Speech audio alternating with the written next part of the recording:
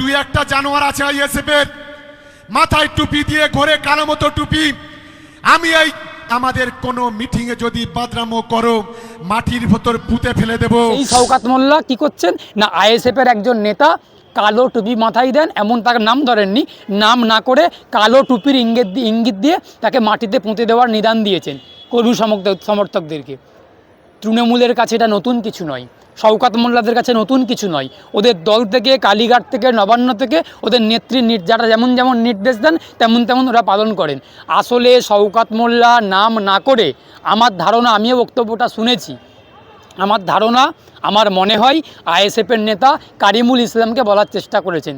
তার কারণ ওই এলাকাতে আইএসএফের যেভাবে জনপ্রিয়তা রয়েছে, যেভাবে গ্রহণযোগ্যতা রয়েছে, যেভাবে ভাইজান, নওশাদ সিদ্দিকী, আইএসএফ, সংযুক্ত মোর্চার গ্রহণযোগ্যতা ভাঙড়ের মানুষের কাছে, ক্যানিংয়ের মানুষের কাছে, সর্বোপরি দক্ষিণ 24 পরগনার প্রত্যেকটা রন্ধে রন্ধে মাটিতে যেভাবে আইএসএফের একটা বার্তা ছড়িয়ে পড়ছে, সেটাকে দেখে তৃণমূল কংগ্রেস এবং শওকত মোল্লারা ভয় পেয়েছেন। কারিমুল ইসলামের নাম না ধরে কারিমুল ইসলামকে বলার চেষ্টা করেছেন। ভাঙড়ের মানুষ উপযুক্ত উত্তর দেবেন, ক্যানিংয়ের মানুষ উপযুক্ত উত্তর দেবেন আগামী নির্বাচনে। শওকত মোল্লাদেরকে যেমন তাড়াচ্ছিলেন গণতান্ত্রিকভাবে, আমি জানি না শওকত মোল্লার কথা শুনে আদৌ মানুষ কারিমুল্লাহকে বা আইএসএফের নেতারাকে মাটিতে পুঁতে দেবেন, নাকি শওকত মোল্লাকে গণতান্ত্রিকভাবে ভাঙড়ের মাটিতে পুঁতে দেওয়া হবে। আমি আবারও খুব স্পষ্ট করে বলছি, আমি অ্যাডভোকেট শেখ বাবুলাল, আমি খুব স্পষ্টবাদী, স্পষ্ট করে বলছি যে শওকত মোল্লা যেভাবে গুন্ডামি, যেভাবে নষ্টামি, যেভাবে বর্বরতা, নৃশংসতা, অত্যাচার ভাঙড়ের মাটিতে, ক্যানিংয়ের মাটিতে করে চলেছে তৃণমূল কংগ্রেসের নেতা নেত্রীরা, ওই ভাঙড়ের মানুষ, ক্যানিংয়ের সাধারণ মানুষ ওই শওকত মোল্লাকে, তৃণমূল কংগ্রেসকে গণতান্ত্রিকভাবে, রাজনৈতিকভাবে ওই ভাঙড়ের মাটিতে কবর দেওয়ার ব্যবস্থা করছেন।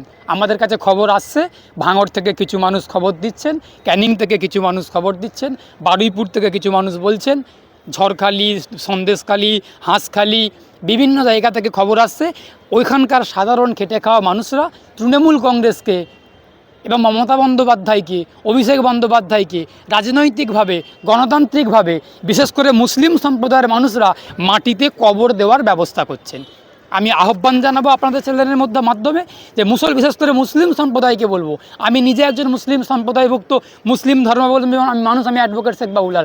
আমি আবারও বলছি, বারবার বলেছি, এখনও বলছি, আগামী দিনেও বলবো, মুসলমান ভাইয়েরা, বোনেরা, আপনারা সতর্ক হন, সচেতন হন। আপনাদের মাথায় বেল ভেঙে খাওয়ার চেষ্টা করছেন, মুসলমানদেরকে ভোট বাক্স হিসেবে ব্যবহার করছেন, আর নিউ টাউনেতে দুর্গাঙ্গন তৈরি করা হচ্ছে। এদিকে মুসলমানদেরকে ভয় দেখিয়ে, এসআইআর, এনআরসি, সিএ এর ভয় দেখিয়ে ওইদিকে দেখছেন নিউ টাউনেতে সরকারি জায়গাতে, সরকারি টাকাতে দুর্গাঙ্গন তৈরি করা হচ্ছে। দুর্গাঙ্গনটা কারা? মুসলমানরা গিয়ে নামাজ পড়বেন? আমি বলছি না হিন্দু মুসলিম করছি না, আমি করতে চাইছিও না, আমি শুধু বলার চেষ্টা করছি, যেই তৃণমূল কংগ্রেস হিন্দু মুসলিম করে মুসলমানদেরকে ভয় দেখানোর চেষ্টা করেন, মুসলমান প্রেম উতলে পড়ে, মুসলিম প্রেম দেখান, সেই তৃণমূল কংগ্রেসের যে আসল ক্যারেক্টারটা কী, আসল চরিত্রটা কী, এই চরিত্রটা বোঝানোর চেষ্টা করছি। নিউ টাউনেতে দুর্গাঙ্গনের পশ্চিমবঙ্গ সরকারের মদতে দুর্গাঙ্গন তৈরি করার কাজ, প্রক্রিয়া প্রায় শেষের পথে। সেইখানেতে দাঁড়িয়ে মুসলমানদের মাথায় বেল ভেঙে, ঘাড়ে বন্দুক রেখে 11 সাল থেকে ভোটের বৈতরণী পার করার তৃণমূল কংগ্রেস চেষ্টা করেছেন, একাধিকবার সফলও হয়েছেন তৃণমূল কংগ্রেসের নেত্রী মমতা বন্দ্যোপাধ্যায়। আগামী দিনে মুসলমানরা আশা করি এই বিপথে চালিত হবেন না, তারা ভুল পথে অগ্রসর হবেন না, তারা গণতান্ত্রিকভাবে উত্তর দেবেন, রাজনৈতিকভাবে তারা যে কোনো দলকে উত্তর দেবেন এবং তৃণমূল কংগ্রেসকেও উত্তর দেবেন, একথা বলতে পারি। এইরকম কুরুচিকর, অশালীন এইরকম মন্তব্য তৃণমূল কংগ্রেসের কিছু নেতাদের কাছ থেকেই শোভা পাই।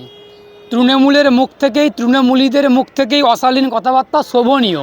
আমাদের মতো যারা শুভ বুদ্ধি সম্পন্ন, চেতনা সম্পন্ন, আমরা যারা আইনজীবী, যারা চিকিৎসক, যারা অধ্যাপক, যারা সমাজের সাধারণ মানুষ, তারা কখনো এমন অশালীন কোনো মন্তব্যকে প্রশ্রয় দেয় না, সমর্থন করে না। শওকত মোল্লা যেই দলের নেতা, যেই দলের বিধায়ক, সেই দলের কাছ থেকে এই কথাগুলোই শোভনীয়, এই কথাগুলোই প্রত্যাশিত। সুতরাং কে কার বাবা, কে কার মা, কারুর চরিত্র নিয়ে, কারুর ব্যক্তিগত জীবন নিয়ে আমরা কখনোই কোনো মন্তব্যকে সমর্থন করি না। আমি অ্যাডভোকেট শেখ বাবুলাল বলতে পারি, সরকারি সম্পত্তি, সরকারি ভবনকে ব্যবহার করে কোনো রাজনৈতিক উদ্দেশ্যে, রাজনৈতিক পারপাসে ব্যবহার করাটা বেআইনি, অসাংবিধানিক। শওকত মোল্লা যেটা করছেন বেআইনি কাজ করছেন। আমি আশা করব ওই ব্লকের বিডিও এবং এসডিও এবং ডিএম তারা রাজনৈতিক মানে নিরপেক্ষতার ঊর্ধ্বে উঠে রাজনৈতিক কোনো রকম প্রভাবের বাইরে বেরিয়ে তারা রাজধর্ম পালন করবেন। তারা প্রশাসনিক নিয়মকানুন মেনে আইন মেনে শওকত মোল্লার রাজনৈতিক দলের যে ওখানে যে অফিসটা রয়েছে অফিসটাকে ভেঙে দুর্মুষ করে দেওয়া হবে, এটা আশা করব। যদি ওই এলাকার বিডিও ব্লকের আপনার এসডিও বা ডিএম যদি কোনো রকমভাবে পদক্ষেপ না নেয় শওকত মোল্লার অফিসের বিরুদ্ধে, রাজনৈতিক অফিসের পার্টি অফিসের বিরুদ্ধে, তাহলে আগামী দিনে আইনি লড়াইভাবে ওই এলাকার মানুষ বা আমরা আইনজীবীরাও আছি, যদি কেউ আইনিভাবে লড়াই করতে চান সেই লড়াইয়ে আমরা আইনজীবীরা পাশে থাকবো। সুতরাং শওকত মোল্লাকে বুঝিয়ে দিচ্ছি আপনি যেটা করছেন বেআইনি কাজ করছেন, অসাংবিধানিক কাজ করছেন। আর পাশাপাশি ওই ব্লকের বিডিওকে অনুরোধ করব আপনি রাজধর্ম, সাংবিধানিক, প্রশাসনিক নিয়মকানুন মেনে কাজ করুন, রাজনৈতিক স্বার্থের বাইরে গিয়ে। শেষ প্রশ্ন করব, একদা শওকত মোল্লা পন্থী তোয়া সিদ্দিকী তার সাথে এখন শওকত মোল্লার যথেষ্ট চিড় ধরেছে, বলছেন যে ফুরপুরা শরীফের পাশ থেকে যদি ওনার পাশ থেকে যদি ফুরপুরা শরীফকে সরিয়ে দেওয়া যায় তাহলে মুখ খিস্তি করে বলেছেন যে কারোর বাড়ি বাসন মাজার যোগ্যতা ওনার নেই। যেই ফুরফুরা শরীফের মাথার ওপর চড়ে, আমি আবারও খুব স্পষ্ট করে বলছি, আমি আমার কথার মাধ্যমে বেশিরভাগ অংশটাই বললাম যে কীভাবে তৃণমূল কংগ্রেসে 11-এর পর থেকে এখনও পর্যন্ত টিকে আছে, কোন কৌশলকে অবলম্বন করে মুসলমানদেরকে কাজে লাগিয়ে। এতদিন পর্যন্ত যেই ফুরফুরা শরীফকে রাজনৈতিক যন্ত্র হিসেবে, ইস্যু হিসেবে কাজে লাগিয়ে মমতা বন্দ্যোপাধ্যায়ের স্বার্থ সম্পূর্ণ হয়েছে, মমতা বন্দ্যোপাধ্যায় বিরোধী নেত্রী থেকে মুখ্যমন্ত্রী হয়েছেন, সেই ফুরফুরা শরীফকে এখন ল্যাং মেরে সরিয়ে দেওয়ার চেষ্টা করছেন।